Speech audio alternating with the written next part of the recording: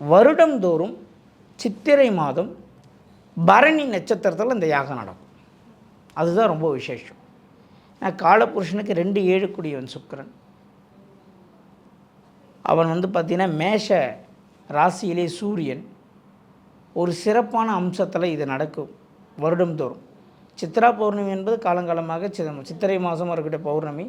விசேஷமாக கிரிவலம் செல்வது, பல கோயில்களில் ஆலயங்களில் அபிஷேகம் செய்வது, திருவிழா செய்வது, அம்மன் கோயிலில் திருவிழா செய்வதெல்லாம் பார்த்தாலும் இது சித்திரை மாதம் மேஷ மண்டலத்திலே மேஷ ராசியிலே சூரியனும் சந்திரனும் ஒன்றாக இருக்கக்கூடிய காலகட்டத்தில் நாம் செய்வது மிகப்பெரிய யோகத்தை கொடுக்கும், மிக மாற்றத்தை கொடுக்கும்.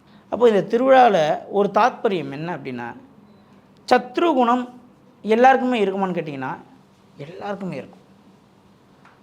சத்ருகுணம் விட்டு வெளியே போயிடுச்சுன்னா என்ன நடக்கும்னா, அவங்களுடைய அனைத்துமே பேச்சு, அவங்களுடைய செயல் நடவடிக்கை, அவங்களுடைய கண் பார்வை, அவங்களுடைய தேஜஸ் எல்லாமே மாற ஆரம்பிச்சிடும். பாம்புக்கு தோல் உரியுது தெரியுங்களா?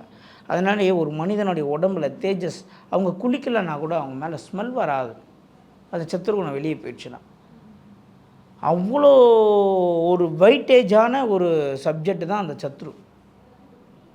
அதனால தான் நான் மீண்டும் மீண்டும் சொல்கிறேன், நம்ம எந்த பரிகாரம் செய்தாலும், ஆலய வழிபாடு செய்தாலும், எந்த ஒரு விஷயத்தை நாம் கவனம் செலுத்தினாலும், இந்த சத்ருன்ற ஒரு விஷயத்தை நாம் வெளியே அனுப்பிட்டோன்னா நம்ம தான் அங்கே முதன்மையாக செயல்படுவோம்.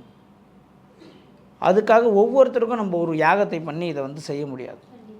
அதனால் பண்ணக்கூடிய இடத்துல அனைவரும் ஒன்று சேர்ந்து விட வேண்டும் என்பதற்காக தான் இதை ஒரு கூட்டு வழிபாட்டு முறையாக நம்ம செய்து திருவிழாவாக பண்ணுறோம்.